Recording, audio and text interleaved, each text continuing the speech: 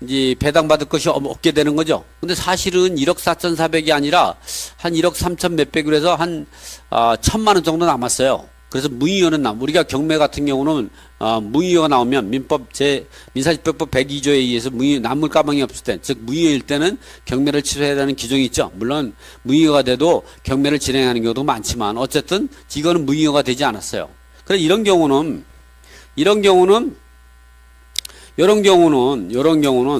이한국이가 채무자고 백경이가 담보 제공자예요. 그래서 이 지분의 후순위 채권자, 김병기라든가 이런 경우가 있을 때에는, 그러니까 이한국이는 이 백경이 지분이 경매 들어갈 때 공의자 우선표시는 못해요. 왜 그러냐면 이 사람이 채무자잖아요. 그래서 이런 경우 우리가 이게 지분 경매가 들어갈 때 채무자하고 담보 제공자가 있을 때 담보 제공자 지분이 경매 들어갈 때 채무자 공의자 우선 못해요. 왜? 하게 되면 이 다른 후순위 저당권자가 그냥 새카맣게 달라붙죠. 그래서 여러분이 지분 경매에 들어갈 때 공의자 우선 매수가 이루어질지 안 할지 판단할 때도 우리가 보면 분석할 때 채무자 지분하고 담보 제공자 있을 때 담보 제공자 지분이 경매에 들어갈 때는 공의자 우선 매수 들어오기 상당히 어려워요.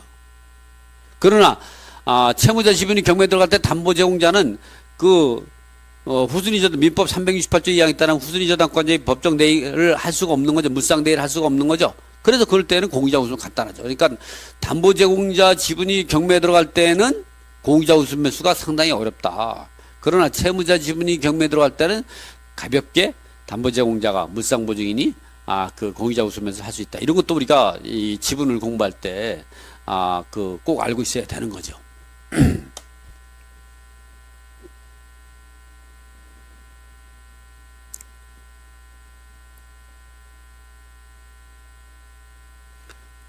어쨌든 2분의 1 지분을 낙찰받으면 2분의 1 지분을 낙찰받게 되면 다른 지분권자를 인도명령 시행해서 강제 집행할 수 있는 거예요.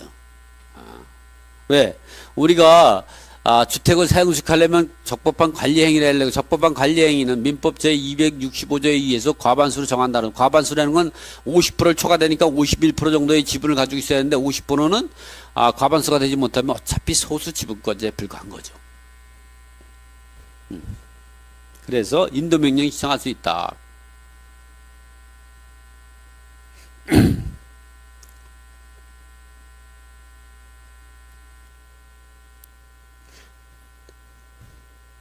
그래서 우리가 2분의 1 지분을 낙찰받으면 등기부는 이렇게 변경 등기돼요. 채무자 이한국인데 4번 근저당권 변경, 목적 갖고 2번 이한국 지분 전부 근저당권 설정. 왜냐하면 백경희 씨 지분에 대해서는 말소시키고 이한국 지분에 전부 남겨놓는 거예요. 이 부분을 갖다가 우리가 후순위 저당권자가 물상 대의할 수 있다는 거죠. 물상 대의 또는 법정 대의할 수 있다는 거죠.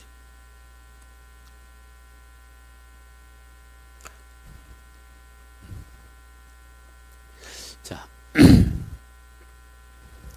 이번에는 이제 우리가 두 가지 사례를 공부할 거예요. 하나는 공동 채무자, 하나는 일부는 채무자, 일부는 담보 제공자. 이거에서 이 동시에 물건번호 1번하고 2번에서 하나는 압구정동 물건하고 하나는 대치동 물건이 동시에 매각이 됐어요. 그런데 지분권자, 채무자와 또는 이제 다른 지분권자가 공의자 우선 매수를 하게 됐는데 두 개 다 하지 않고 어느 한쪽을 했어요. 그럴 때 어떤 걸 하게 됐는가를 이제 보여드리면 여러분이 이제 나중에 지분 경매에 투자할 때 어떤 물건을 투자해야 되는가를 잘 알 수가 있는 거죠. 자, 이 물건은 뭐냐면 이제 서울시 강남구 개포동에 있는 대치 아파트죠. 이 공동담보물이 공동채무자 2분의 1 지분이 먼저 매각이 되면 후순위 저당권자와 채무자가 다른 지분으로 변경 등기된 선순위 저당권자를 대의하여 권리를 행사할 수 있으므로 다른 공의자의 공의자 우선 매수 신청이 어려워지고, 이러한 지분 물건에 투자하면 다른 지분권자와 협의가 쉽고 다른 지분이 경매가 진행되면 낙찰자는 공의자 우선 매수도 가능하므로 기대 수익을 가져온다. 그래서 이런 경우를 보면 이제 이 부분은 보면 2분의 1 지분이 경매가 들어간 거죠. 2분의 1 지분이 대치동 아파트가. 지금 이거 참 엄청 올랐죠. 왜냐면 이게 보면, 이게 전체가 따지면은 24평형인데 거기에 그 2분의 1 지분이니까 전체가 49니까, 그 24평은 안 돼. 한 17평형 정도 되겠네. 여기가 채기자가 그 지금 대항 요건을 가지고 있는데 보증금은 1억 7,500. 이럴 때 공동 그 소유자들 간에는 이거의 2분의 1 지분을 인수하게 되는 거죠. 어쨌든 여기서 이 물건은 지하철 3호선 하계울역에 위치한 대치 아파트로 주변에 학군가라든가 학부형이 선호해도 이쪽에 소형평이 가격이 엄청 올랐습니다. 지금 낙태에서는.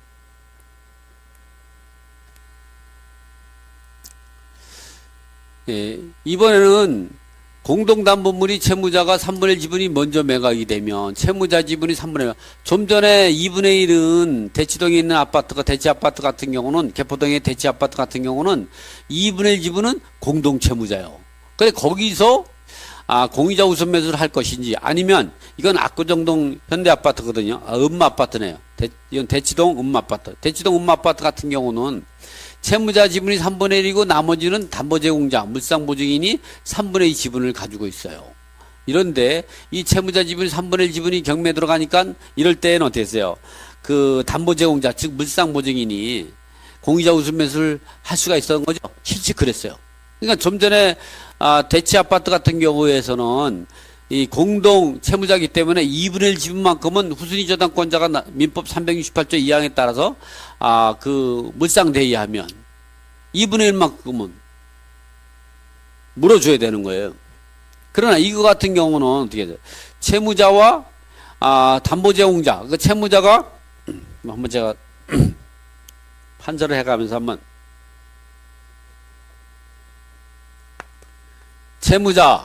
채무자가 3분의 1. 음마 아파트죠, 이거는. 그리고 담보제공자. 담보제공자를 우리가 다른 말로는 물상보증인이라고 하는 거예요. 이 사람이 3분의 2를 가지고 있죠. A가 이럴 때 이 지분이 경매에 들어갈 때 이 사람이 공유자 우선 매수를 실제 했었어요. 그렇죠? 왜? 이것이 음마 아파트가 A하고 B 지분이 전체가 경매에 들어가게 되면 배당할 때 어떻게 하냐면 이 채무자에서 먼저 배당하고 부족한 것은 여기서 배당해라 이렇게 되는 거예요. 채무자에서 전액 배당 받았다 그러면 여기서는 배당하면 안 돼요. 그래서 동시에 채무자 지분하고 담보제공자 지분이 전체가 아파트가 경매에 들어갔다. 1순위 근저당권자가 그 A, B를 전체를 담보로 잡은 1순위 근저당권자가 경매를 시청했다. A, B 담보 지분을.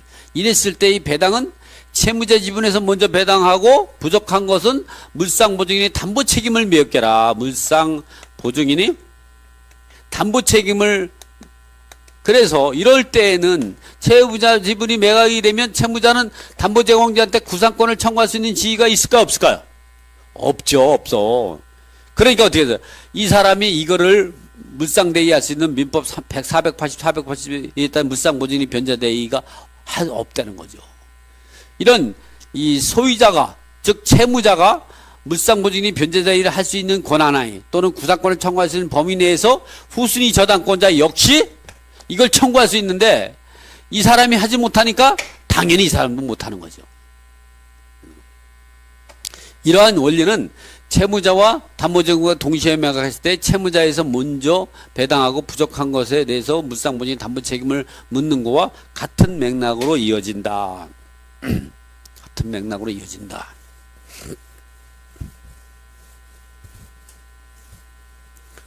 어디 인터넷 방송 들으시는 분들 어떻게 어렵습니까? 어렵다고요?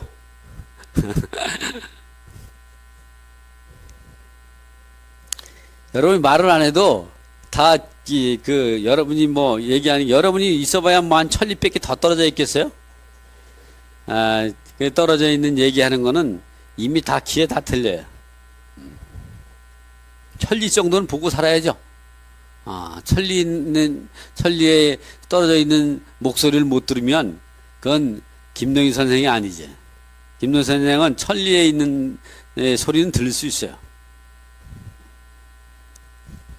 그래서 여러분들이 보면 이와 같이 이제 이 내용은 여기서는 공유자 우선 매수를 했죠. 이런 사정은 공동담보 일부는 채무자, 소유자 지분이 3분의 1. 일부는 무상보증인이 3분의 1 지분일 때 채무자 지분이 앞에서와 같이 먼저 매각되는 경우는 민법 368조 제2항의 대의는 인정되지 않기 때문에 그렇다. 그러나 반대로 무상보증인 소유 지분이 먼저 매각될 때 후순위 저당권자의 대의와 무상보증인 변제 대의가 인정되므로 이럴 때에는 공유자 우선 매수가 어렵고 앞에서와 같은 경우는 채무자 지분이 경매될 때는 공유자 우선 매수가 자연스럽게 진행된다. 이런 내용을 우리가 지분 투자할 때 알고 있어야 된다 말이죠. 이거는 제가 거의 한 20년 전, 25년 전, 20년 전 정도에 제가 낙찰받은데 아주 행운이죠. 제가 이것 때문에 지분 공부를 참 많이 했어요. 그 당시에는 지분에 대한 내용도 없었지만 저도 지분을 잘 몰랐던데 2분의 1 지분은 압류공매, 2분의 1은 법원 경매로 진행되고 있었어요. 그래서 제가 공매로 2분의 1 지분을 낙찰받고 나서 이 고양지구원에 가서 공유자 우선매수 신청했죠. 이거 낙찰받아가지고 제가 몇 배 남겼어요. 아마 이거 갖고 돈 제가 많이 벌었던 거예요. 그래서 이 내용을 보면요, 이와 같이 이제 공매로 매각이 될 때 전체 지분이 122, 땅이 122인데 61제곱미터가 절반이 공매로 진행됐고 절반은 경매로 진행이 된 거죠. 그래서 이와 같이 이철수 지분이 강제경매고 이철민 지분은 이제 공매가 진행된 거죠. 재미있었어요.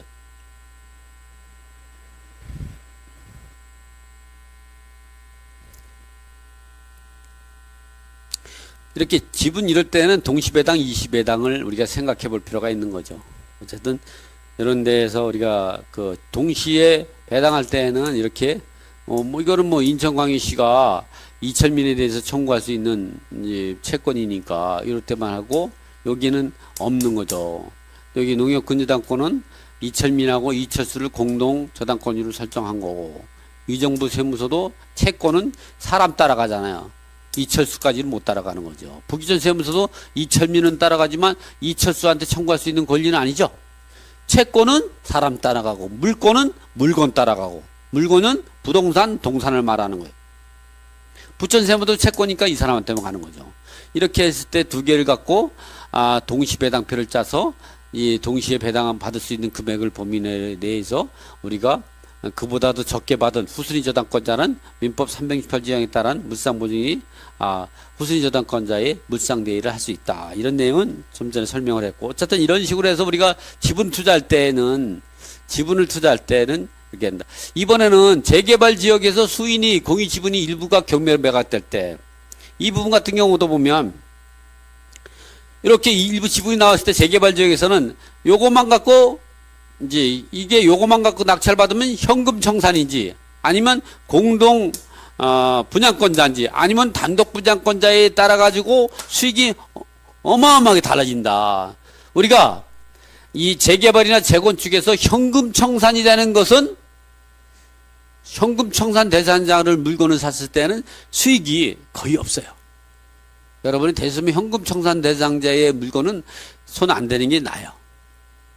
왜냐면 그게 이 현금 청산이라는 거는 사업고시 인가일을 기준으로 해서 현금 청산을 하게 되거든요. 그러니까 그게 몇 달, 몇 개월 전 또는 1년 전, 2년 전 거를 기준으로 하다 보니까 지금의 분양가의 한 70% 정도, 80% 정도까지 밖에 현금 청산이 안 돼요. 그거 갖고 투자해서 내가 현재의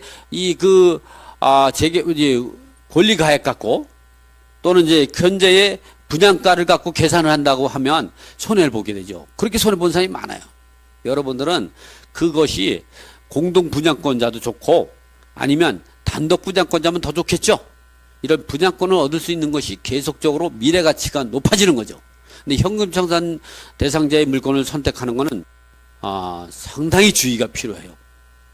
아까 같이 과거의 감정가가 시세보다 높다 그러면 그건 괜찮겠지만, 근데 그런 경우는 드물겠죠. 이런 경우는 현금 청산 대상이죠. 김기수 같은 경우는 건물만 5분에 사니까 나머지 건물 5분의 1 가지고 있는 사람하고 이제 공동 분양권자가 될 수 있는 거죠. 그래서 이 사람은 이한동이는 대지와 건물을 5분의 1씩 가지고 있기 때문에 김기수는 이 이한동이하고 김기수하고 공동 분양권자가 되는 거죠. 김철수 씨가 단독 분양권자가 되려면 5분의 3 지분이 90제곱미터 이상이 돼야 돼요. 여기서 여기다가 155에다가 5분의 3을 곱하면 90제곱미터가 될까요? 한번 해볼까요? 155 곱하기 3 나누기 5 하면 93이니까 이 사람은 단독 분양권자가 되네요. 어쨌든 여러분 이렇게 재개발 지역에서 공유지분이 나온다든가 또는 재건축 지역 이런 데서 그 공유지분이 나온다면 그것이 단독 분양권자 아니면 이제 공동 분양권자냐 아니면 현금 청산자냐 이런 것을 잘 보고 판단해야만이 미래 가치가 높은 것 또는 지분의 가치를 높이는 투자 가치가 되고, 이런 우량한 물건에 투자해서 수익을 높이면 그것이 지분이든 아니면 안전한 지분이든, 어떻게 보면 안전한 지분보다 어떻게 보면 지분이 더 좋은 게 다른 지분권을 또 살 수가 있기 때문에 좋은 거죠. 지분을 사는데 싸게 사지 시세보다 높게 주고 사는 사람은 없겠죠. 그래서 이 첫 강의는 요거로 마치겠습니다.